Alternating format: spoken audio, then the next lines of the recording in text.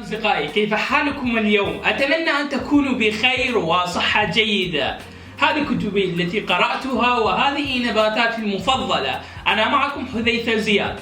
هل سمعتم عن قبيلة دينكا عن تقاليد زواجهم؟ في قبيلة دينكا نظام الزواج فيه نوعا من الغرابة، على الرغم من غلاء المهر الذي يتراوح ما بين 100 إلى 500 بقرة. تتعامل العروس معاملة خاصة، فبمجرد أن يتزوجها لن تطبخ أو تشقى أو أي شيء تفعله مدة 4 سنوات. هذه الفترة تسمى فترة الترحيب الكريم، والمقصود بها زوجة جديدة للراحة وللاسترخاء ودراسة زوجها. ستقوم أخوات زوجها بالطهي والغسل وجلب الماء وجمع الحطب وغيرها من الأعمال المنزلية حتى تنتهي ال4 سنوات. آنذاك يقرر زوجها ترتيب حفلة كبيرة جدا تسمى مهرجان الطبخ. يذبح 3 بقرات إلى 5 بقرات، أو يمكن يذبح المعز لتبدأ الزوجة في الطبخ للعائلة. هكذا يتم التعبير عن الحب في مجتمع دينكا من جنوب السودان.